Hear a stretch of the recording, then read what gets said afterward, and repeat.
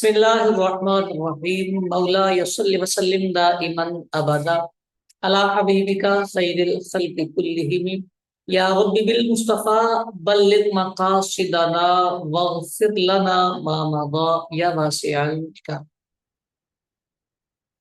तफसीर जलालैन पहले पारे का निस्फ़ अव्वल हमारी इस क्लास की निसाब का हिस्सा है। अल्लाह ताला कुरान मजीद फुरकान हमीद सीखने, समझने और इस पर अमल करने की तौफीक अता फरमाए। जलालैन शरीफ पढ़ने से पहले चंद उमूर, चंद चीजें अपने ज़हन में नक्श कर लेनी चाहिए ताकि पढ़ते हुए जो अंदाज या उस्लूब है तदरीस का और इस सबक को समझने का, उससे वाकफियत रहे। सबसे अहम बात जलालैन शरीफ में ये होती है कि इसको पढ़ते पढ़ाते हुए अगराज मुफस्सिर, ये एक इस्तिलाह इस्तेमाल की जाती है, अगराज मुफस्सिर।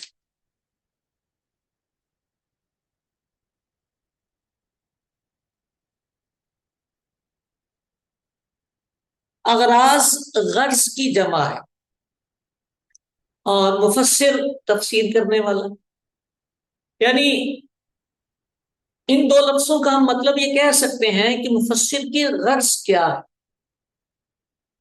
यानी कुरान की आयत अरबी में है, उसके आगे अरबी में ही मुफस्सिर अपना जुमला कोड कर रहे हैं, अपनी बात नकल कर रहे हैं। तो मुसन्निफ को क्या जरूरत पड़ी है, मुफस्सिर को क्या जरूरत पड़ी थी कि वो अरबी की वजाहत अरबी में करने चले हैं। जो इस सवाल का जवाब होता है कि क्या जरूरत थी, उसको कहते हैं गर्ज मुफस्सिर। अब यहां अहम बात ये होती है कि मुफस्सिर रहमतुल्लाह ताला अलैह ने खुद तो नहीं बताया कि मेरी क्या गर्ज है, मैंने ये लफ्ज क्यों लिखा है, मुफस्सिर ने नहीं बताया। अब होता यह है कि उसूल तफसीर की रोशनी में उलमा जब ये उसूल पढ़ लेते हैं तो इनकी रोशनी में अब चेक करते हैं कि मुफस्सिर ने ये लफ्ज क्यों जिक्र किया है, ये लफ्ज क्यों बयान किया है। तो अब उलमा इसको गर्ज मुफस्सिर से ताबीर करते हैं जब वो इस बात की वजाहत करते हैं कि ये लफ्ज मुफस्सिर ने क्यों लिखा है। ठीक है, तो उसूल तफसीर की रोशनी में कुछ इस्तिलाहात इस्तेमाल की जाती हैं, कुछ जुमले इस्तेमाल किए जाते हैं कि जी ये लफ्ज मुफस्सिर है, मुफस्सिर ने ये लफ्ज इसलिए यहाँ पर जिक्र किया है। इस पर थोड़ी सी बात करके फिर हम सबक की तरफ चलेंगे, क्योंकि ये जलालैन शरीफ का सबसे अहम तरीन पार्ट होता है अगराज मुफस्सिर। ये ज़हन में रखने वाली बात है, पेपर में भी और वैसे भी पढ़ाते हुए बाकी चीजें भी अहम होती हैं, लेकिन सबसे ज्यादा अहमियत जो जलालैन में दी जाती है वो गर्ज मुफस्सिर को दी जाती है। अब ये जो अगराज मुफस्सिर होती है, ये हम इनको यूं डिवाइड कर सकते हैं, दो तरह की आती हैं। नंबर एक, अल्लाह रहम करे, मुफरद की गर्ज। और नंबर दो, जुमले की या मुकम्मल आयत की गर्ज। मुफरद की गर्ज और आयत मुकम्मल या जुमले की गर्ज। ठीक है,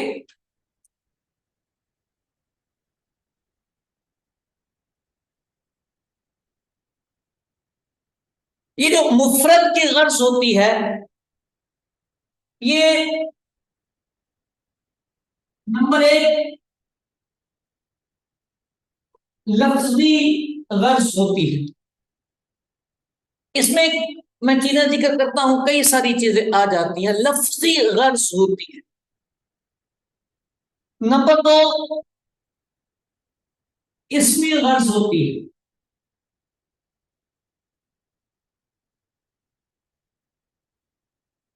और नंबर तीन, इसको मजकूरी कह सकते हैं आप। मैं इनकी वजाहत करूंगा तो आपको बातें समझ आ जाएंगी। लफ्जी, इसमी, मजकूरी,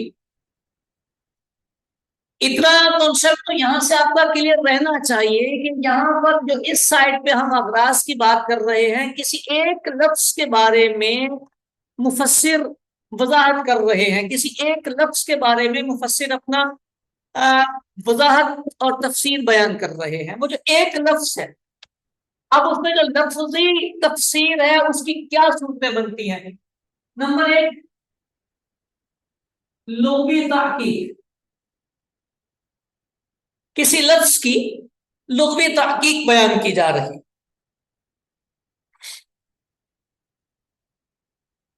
کسی کے بارے میں بتایا گیا بفتح الیا، یہ جی بکسر الحمزہ ہے، یا یہ مصدر ہے، یا یہ جامد ہے، یہ سارے لغوی تحقیقات ہوتی ہیں، اس علم ہے، اسم موضع، جگہ کا نام ہے، یہ اس طرح کے جب الفاظ آتے ہیں اس کا مطلب ہوتا ہے کہ اس لفظ کی لغوی تحقیق بیان کی جا رہی ہے۔ نمبر دو،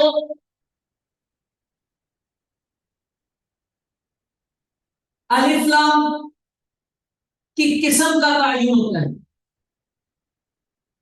الف لام جنسی آ گیا ہے، الف لام استغراقی آ گیا ہے، عہد خارجی کا آیا ہے، عہد ذہنی کا آیا ہے، یہ چیزیں چونکہ ہم گرامر میں نحو کی بنیادی کتابوں میں پڑھ چکے ہوتے ہیں، اب یہاں مفسر جب اس کا ذکر کرتے ہیں تو آسانی ہو جاتی ہے، طالب علم کے لیے سمجھنا آسان ہوتا ہے، الف لام کی وضاحت ہوتی ہے۔ نمبر تین،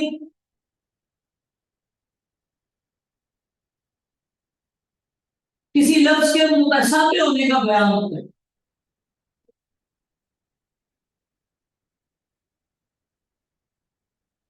یعنی مفسر تفسیر کرتے ہیں تو اس تفسیر میں اشارہ یہ دیتے ہیں کہ یہ جو لفظ ہے یا یہ جو کلمہ استعمال ہوا ہے یہ متشابہ ہے۔ عام طور پہ اس کے بارے میں مفسر جب جملہ یوز کرتے ہیں تو وہ کہتے ہیں اللہ اعلم بمرادہ بذالک، آئے گا بھی الف لام میم میں، اس پہ بھی بات کریں گے، تو یہ لفظ کا متشابہ ہونا بیان کیا جاتا ہے۔ نمبر چار،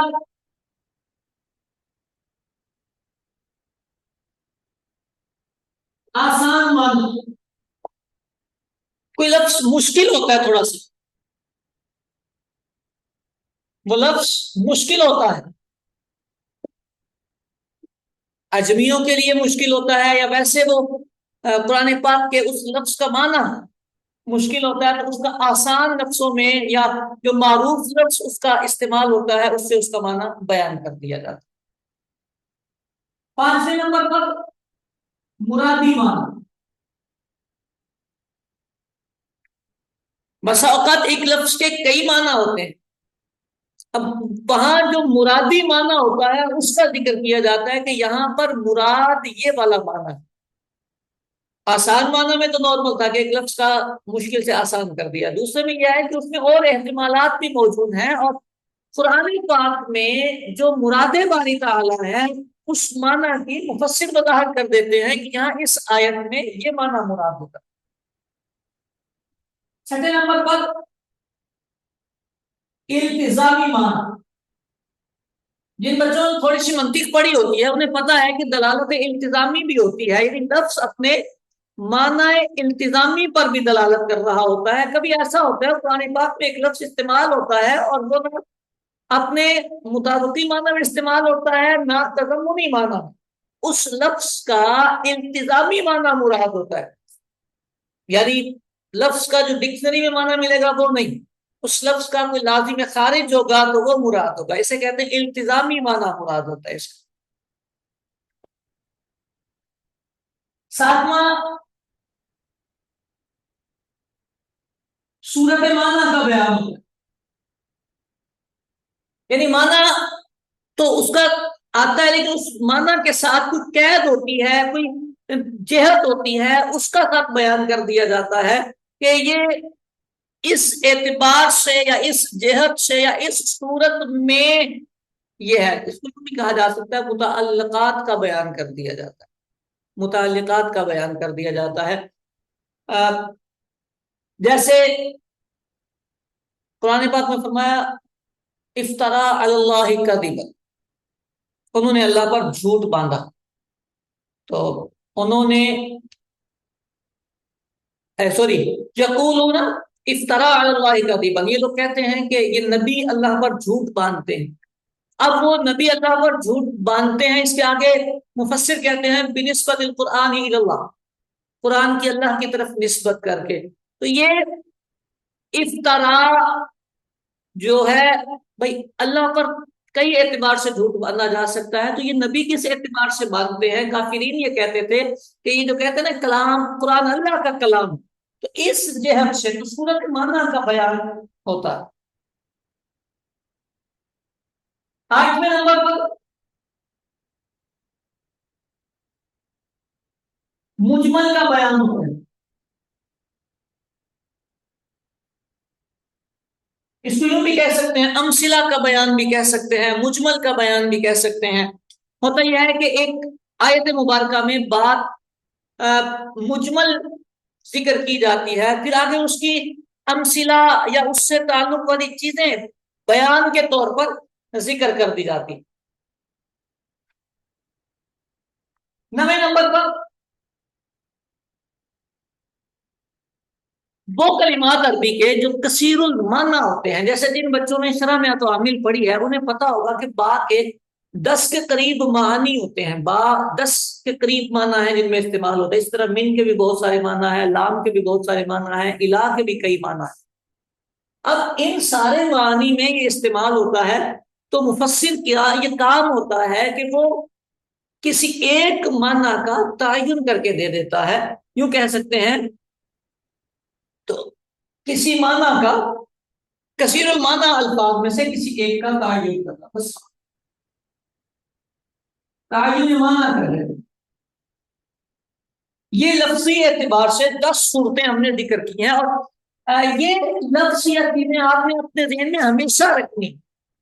قرآن پاک جب ہم جلالین شریف پڑھنا شروع کریں گے تو آپ کے ذہن میں یہ نوٹ رہنی چاہیے چیزیں، کیونکہ غرض مفسر عام طور پر میں نے عرض کیا ہے کہ اگر کوئی بندہ آپ کا ٹیسٹ لے گا نا، آپ کسی کو بتائیں گے جی ہم جلالین شریف پڑھ رہے ہیں، تو وہ جلالین شریف میں انٹرویو اگر آپ کا لے گا تو پہلا کام ہی یہ کرے گا کہ اغراض مفسر پہ بات کرو.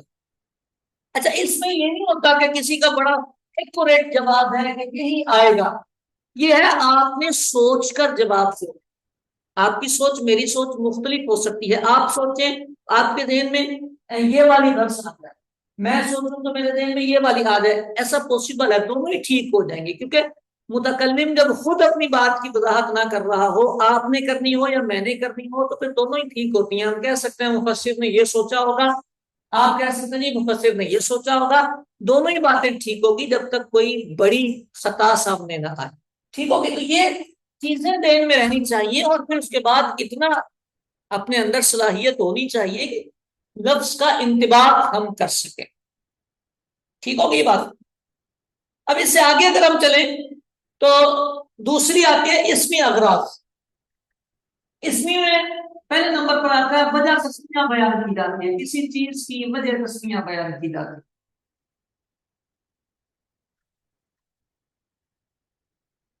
ٹھیک ہو گئی. نمبر 2 اسم میں معطوف علیہ عطف کا بیان کیا جاتا.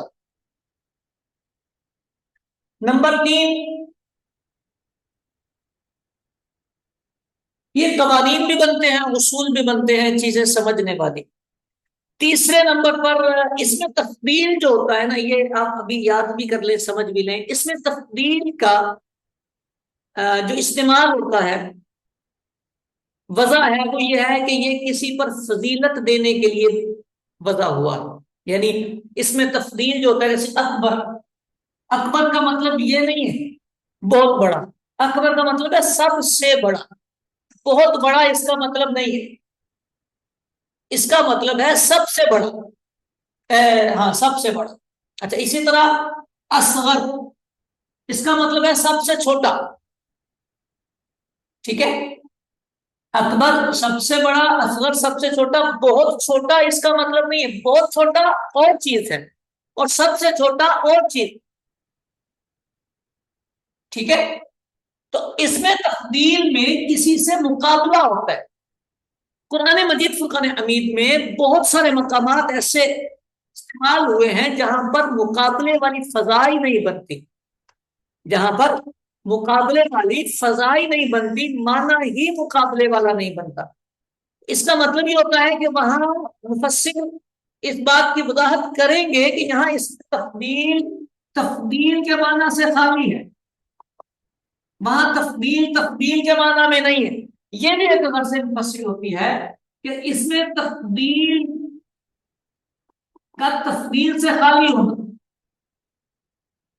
کا خالی ہونا، خلوف، اس میں تفضیل کا تفضیلی معنی سے خالی ہونا، یہ غرض مفسر ہوتی ہے ایک، اور یہ کئی مقامات پر آتا اللہ تبارک و تعالیٰ کے لیے اس میں تفضیل کئی مقام پہ استعمال ہوتا ہے، اور وہاں مقابلے والی کیفیت ہی نہیں ہوتی، وہاں پر بھی اس کا ہوتا ہے۔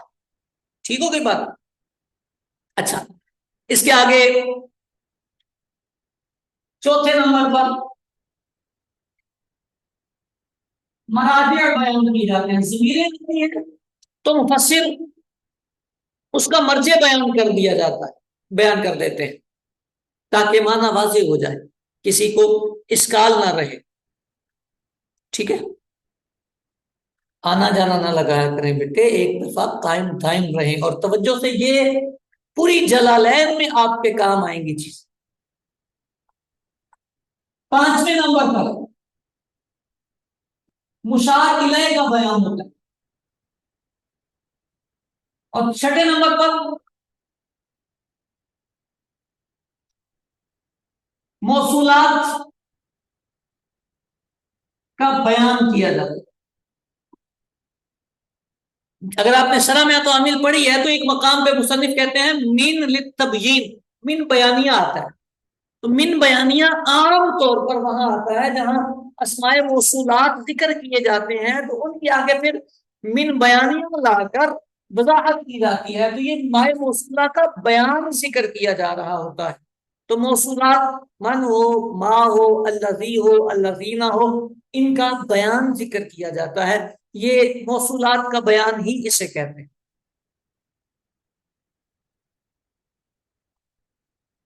ٹھیک ہو گئی؟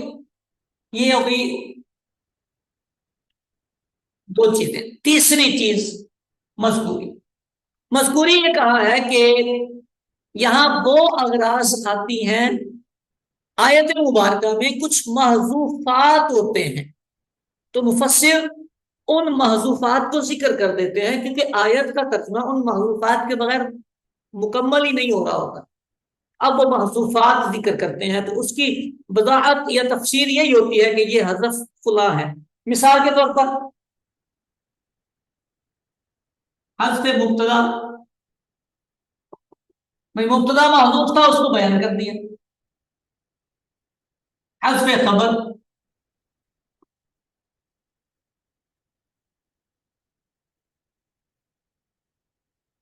حذف موصوف، یہ چیزیں مشکل نہیں ہوتی، یہ آپ کو آتی ہیں۔ آپ کو ایک لفظ مل رہا ہے اور وہاں جملہ کمپلیٹ ہو رہا ہے تو وہاں مبتدا محذوف ہوگا یا خبر محذوف ہوگی، صفت نظر آ رہی ہے اس کا موصوف نظر نہیں آ رہا، تو آپ خود سمجھ جائیں گے کہ یہاں صفت محذوف ہے۔ تھوڑی سی توجہ رکھنی پڑتی ہے، اگر یہ چیزیں ذہن میں ہوں تو بندے کو کور کرنا آسان ہو جاتا ہے۔ حذف مضاف، حذف سوری حذف نہیں کرنا تھا، ذکر کرنا تھا، ذکر، جہاں جہاں حذف میں نے لکھا ہے اس کو ذکر کر، خود ہی کر لیجئے گا ذکر۔ مضاف الیہ، مضاف الیہ محذوف ہے، اس کو ذکر کر دیا ہے مصنف نے، مفسر نے۔ متعلقات،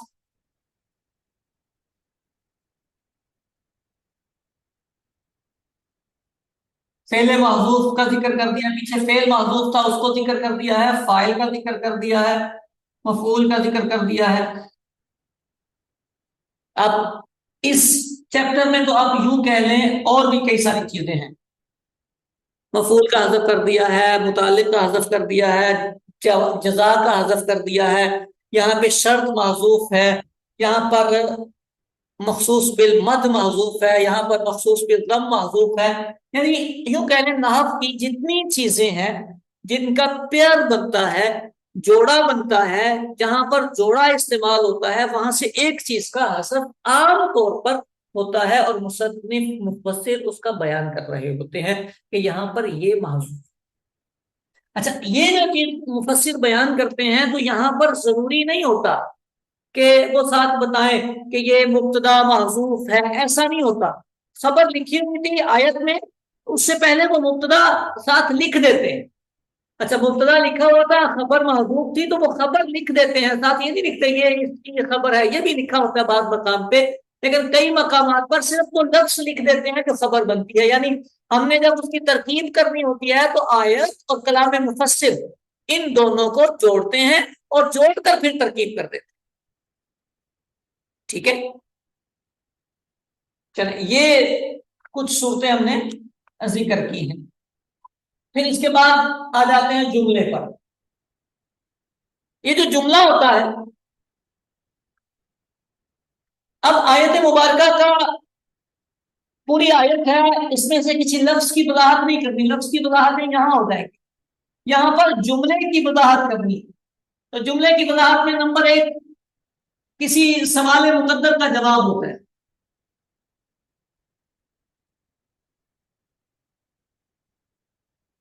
مفسر تفسیر اس لیے کرتے ہیں کہ آیت پر کوئی اعتراض قائم ہو رہا ہوتا ہے، ابھی ہم سبق پڑھیں گے اس میں بھی آئے گا.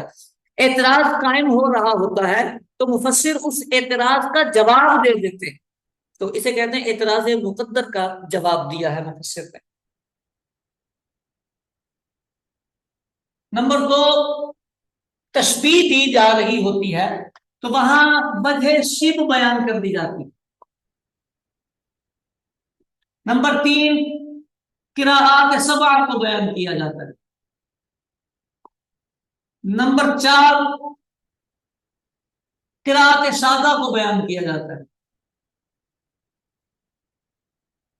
نمبر پانچ، اللہ رحم فرمائے، مخاطب کا بیان کیا جاتا ہے کہ مخاطب کون ہے یہاں.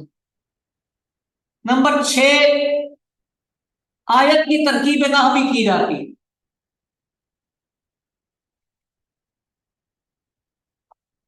آیت کی ترکیب کر دی جاتی ہے، ابھی آ جائے گا یہ بھی سبق میں بھی. نمبر سات، شان نزول بیان کیا جاتا ہے. یہ مفسر کی عادت ہوتی ہے کہ جب وہ کوئی بات کہہ رہے ہوتے ہیں تو وہ ان میں سے کسی بات کو اپنے ذہن میں لا کر کوئی جملہ نقل کرتے ہیں. تو مفسر کے کلام کو تھوڑی سی توجہ دینی پڑتی ہے اور خود سے ہی سوچنا پڑتا ہے. میں نے یہ عرض کیا، آپ نے سوچنا ہوتا ہے اور جو آپ سوچیں گے وہی صحیح غرض ہوگی. الا یہ کہ آپ کوئی بڑا ہی چھکا لگا دیں، وہاں پہ مضاف محذوف ہو اور آپ کہہ دیں جی یہاں پر جو ہے وہ خبر محذوف ہے، تو وہ نظر آ رہا ہوگا کہ یہ مضاف والا ترجمہ بھی مضاف والا ہو رہا ہے، اعراب بھی مضاف والا لگا ہوا ہے، تو یہ آپ کی غلطی ہوگی. لیکن نارملی یہ ہے کہ ان چیزوں میں آپ نے تھوڑی سی توجہ کرنی ہے، آپ کے یہ معاملات کلیئر رہیں گے. اچھا، شان نزول ہو گیا. پھر آٹھویں نمبر پر ناسخ منسوخ. مفسرین یہ بیان کرتے. نویں نمبر پر آیت ذکر ہوتی ہے اور وہ کسی کا جملہ اللہ نے کوڈ کیا ہوتا ہے، یوں کہنے مقولہ ہوتا ہے، تو مقولے کا بیان کر دیا جاتا ہے. مقولہ سمجھتے ہیں، کسی کی بات، یعنی ایک آیت ہوئی تو ساتھ ہی فرمایا یہ کافروں نے کہا تھا، یہ کافروں نے کہا تھا، جیسے انما البیع مثل الربا، تو یہ کافروں کا جملہ ہے، کافروں کا مقولہ ہے، ان کا مقولہ ہے. تو یہ اس طرح کی جو تفسیر آتی ہے اسے کہتے ہیں مقولے کا بیان کرتے ہیں. نمبر 10، مسائل شرعیہ بیان کیے جاتے ہیں. آیت سے کوئی مسئلہ شرعی نکل رہا ہوتا ہے تو وہ بیان کیا جاتا ہے. نمبر 11، اختلاف مذاہب.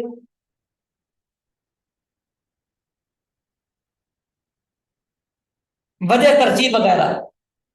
نمبر 12، آیت مبارکہ کے الفاظ عام ہوتے ہیں اور ان میں کوئی تخصیص ہوتی ہے یا تقیید ہوتی ہے، مطلب میں کوئی تقیید ہوتی ہے، تو قیودات کا بیان کیا جاتا ہے. یعنی آیت میں ظاہر نہیں ہوتا ہے کہ قید نہیں لگی ہوتی، لیکن وہاں قید ملحوظ ہوتی ہے اصولوں کے پیش نظر، لہذا وہاں قیودات کا بیان کیا جاتا ہے. ٹھیک ہوگی بات؟ اچھا، اسی طرح ایک اہم بات یہ ہوتی ہے کہ مختلف صیغے مختلف معانی میں استعمال ہوتے ہیں. الفاظ آتے ہیں، صرف کی کتابیں پڑھنے والے بچے جانتے ہیں کہ ایک لفظ استعمال ہوتا ہے تو اس کے کئی سارے مصدر آتا ہے نا، تو مصدر کبھی مبنی للفاعل ہوتا ہے، کبھی مبنی للمفعول ہوتا ہے، یہ تو آپ کا موٹا موٹا آپ کو پتا ہوگا. اسی طرح اور بھی الفاظ ہوتے ہیں، تو یہ جو استعمال ہوتا ہے مفسرین اس کا بھی ذکر کرتے ہیں کہ کون سا لفظ کس معنی میں استعمال ہو رہا ہے.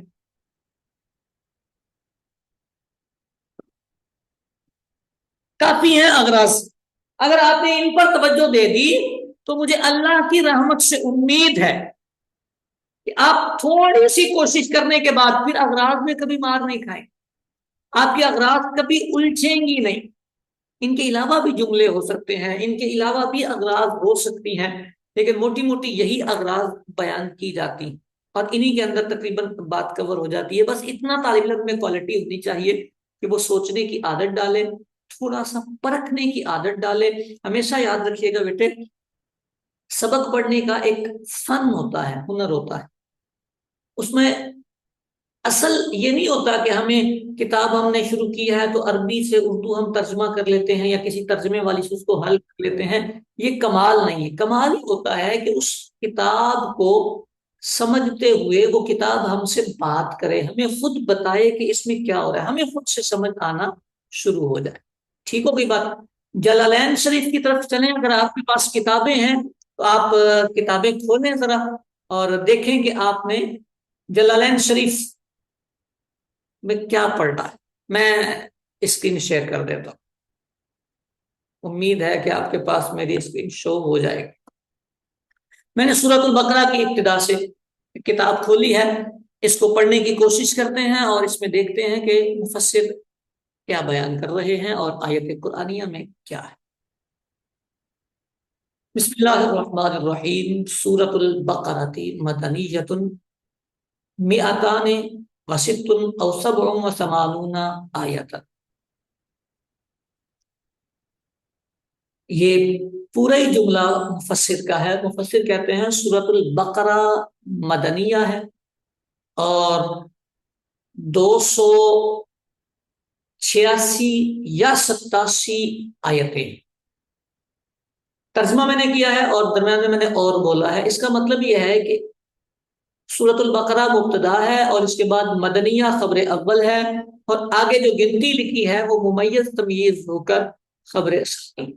سورۃ البقرہ مدنیہ ہے، 286 یا 87 آیات طیبات. بسم اللہ الرحمن الرحیم.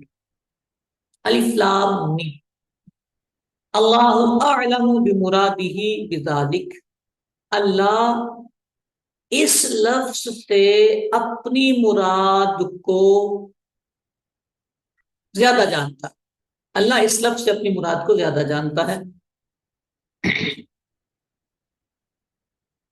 یہ جو مفسر کا جملہ ہے اللہ اعلم بمرادہ بذالک، آپ ان اغراض میں سے دیکھیں تو آپ کو سمجھ آئے گی کہ مفسر یہ جملہ کیوں بولتے ہیں یا کیا وجہ ہے. یہ جو تھا نا تیسرا پوائنٹ، متشابہ ہونا بیان کرتے ہیں. تو جب مفسر نے اس کو سپرد اللہ کر دیا، اس نے مفسر نے کہا ہے کہ اس لفظ کا معنی مرادی کیا ہے، اس لفظ کا مراد کیا ہے، یہ اللہ ہی بہتر جانتا ہے. تو اس کا مطلب یہ ہے کہ یہ آیت یا یہ کلمہ کلمات متشابہات میں سے. جو متشابہ آیات ہوتی ہیں ان کے بارے میں جمہور مفسرین علماء کا یہ قول ہے کہ ان کا معنی صرف اللہ تبارک و تعالی جانتا ہے اور اس کے مصطفیٰ کریم صلی اللہ علیہ وسلم کو پتا ہے. اس کے علاوہ کسی کو یہ معنی نہیں بتائے گئے. بعض علماء نے کہا کہ راسخ فی العلم جو ہے وہ بھی مانا جانتے ہیں، لیکن صحیح قول اور جیسے کہتے ہیں نا مفتبی قول یہی ہے کہ ان کا معنی صرف اللہ اور اس کے رسول صلی اللہ علیہ وسلم ہی جانتے۔ تو مفسر نے اللہ اعلم بمرادہ بذالک کا قول کیا۔ آگے کہتے ہیں ذالک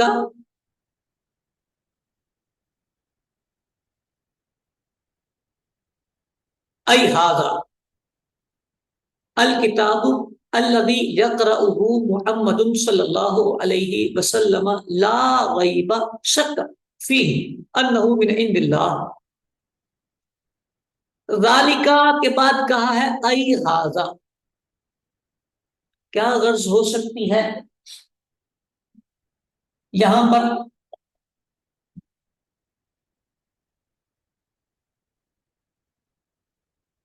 تعین معنی آتا ہے، ذالکا اس میں اشارہ بعید کے لیے تھا، تو یہاں جو کتاب ہے وہ قریب ہے، قرآن مجید قرآن حمید ہاتھ میں ہے تو یہ قریب ہے، اس کے لیے اس میں اشارہ قریب استعمال ہونا چاہیے، بعید ہے۔ ائی ہاضا کہہ کے اس کی حصی طور پر قریب ہونے کا وضاحت کی ہے، تعین معنی کیا ہے۔ اور یہاں پر قاعدہ یا قانون جو سمجھنے کا ہے وہ یہ ہوتا ہے کہ اس میں اشارہ بعید وہاں بھی استعمال کیا جاتا ہے جہاں شے دور ہو، اور وہاں بھی استعمال کیا جاتا ہے جہاں شے کا مرتبہ بلند ہو۔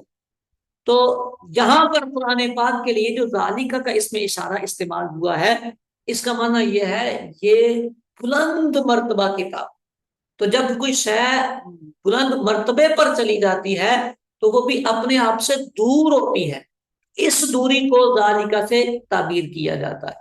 آسان لفظوں میں یوں کہہ لیں کہ قریب والی چیز کے لیے بعید والا اس میں اشارہ تب استعمال کرتے ہیں جب اس شے کا مرتبہ بہت بلند، تو اس کے بلند مرتبے کو شو کرنے کے لیے پھر وہاں قریب والا اس میں اشارہ نہیں آتا، وہاں بعید والا اس میں اشارہ ذکر کیا جاتا۔ ٹھیک ہو گئی زادی کا کیا آگے ای ہاضا کی غرض مفسر ہو گئی تعین مان۔ آگے کہتے ہیں الکتاب الذی یقرأہ محمد صلی اللہ علیہ وسلم۔ الکتاب پر الف لام عہد خارجی کا ہے۔ عہد خارجی وہ الف لام ہوتا ہے کہ اب لکھا تو کتاب ہے، متکلم اور مخاطب دونوں ہی وہ کون سی کتاب ہے اس کو جانتے ہیں، یوں کہتے تھے یہ معرفہ ہو جاتا ہے، ہم کہتے ہیں معرفہ ہو جاتا ہے، یعنی نام نہیں لیا گیا، چیز کا نام نہیں لیا گیا، اس پر الف لام عہد خارجی کا لگایا گیا ہے۔ اس کا مطلب یہ ہے کہ بغیر نام لیے بھی وہ اسی طرح اتنا ہی واضح ہے وہ لفظ جتنا نام سے واضح ہوتا ہے۔ جیسے میں اور آپ زید کے بارے میں بات کر رہے ہیں، لیکن میں زید کا نام نہیں لیتا، میں رجل کہہ کے بات کرتا ہوں، الرجل کہہ کے، تو جو میں نے الرجل کہا ہے اس پر جو الف لام لگا ہے، اس الف لام نے رجل کو ایسا ہی کر دیا جیسے زید، کیونکہ یہ الف لام عہد خارجی کا ہے۔ متکلم اور مخاطب دونوں کو جب اس الف لام والے لفظ سے اتنی وضاحت ہو جائے جیسے علم سے ہوتی ہے، جس کا مطلب یہ ہے کہ یہ الف لام عہد خارجی کا ہے۔ یہاں پر الکتاب کہا وہ کتاب تو نکرہ تھا، اس پر الف لام لگا، الف لام عہد خارجی کا ہے، متکلم بھی جانتا ہے کون سی کتاب ہے اور مخاطب بھی جانتا ہے۔ مفسر نے اسی کو بیان کیا، الذی یقرأ محمد، الف لام کی اقسام بیان کی ہیں، یعنی وہ کتاب جس کو محمد صلی اللہ علیہ وسلم پڑھتے ہیں۔ ٹھیک ہے، اچھا لا ریب فی، لا ریب شک، معنی کا بیان کیا، آسان معنی، فی کوئی شک اس میں نہیں، انہ من عند اللہ، اب کوئی شک اس میں نہیں، تو ہی ضمیر پہ تھوڑا سا اجمال تھا، مفسر نے اس اجمال کی وضاحت کر دی ہے، انہ من عند اللہ، اس کے اللہ کی طرف سے ہونے میں کوئی اشکال نہیں۔ آیت مبارکہ کا ترجمہ یہ بنتا ہے یہ کتاب، یہ وہ والی کتاب جسے محمد صلی اللہ علیہ وآلہ وسلم پڑھتے ہیں، اس کے اللہ کی بارگاہ سے ہونے میں کوئی شک نہیں ہے۔ ٹھیک ہو گئی؟ اب آگے کہتے ہیں جملۃ النفی خبر مبتدأہ ذالک، ترکیب نحوی کی آیت کی، پوری آیت کی ترکیب نحوی کہتے ہیں کہ یہ جو جملہ ہے لا ریبہ فیہ، لا نفی جنس ہے، ریبہ اس کا اسم ہے، فیہ ظرف مستقر ہو کے فی خبر بن جائے گا، لا نفی جنس اپنے اسم اور خبر سے مل کر جملہ اسمیہ۔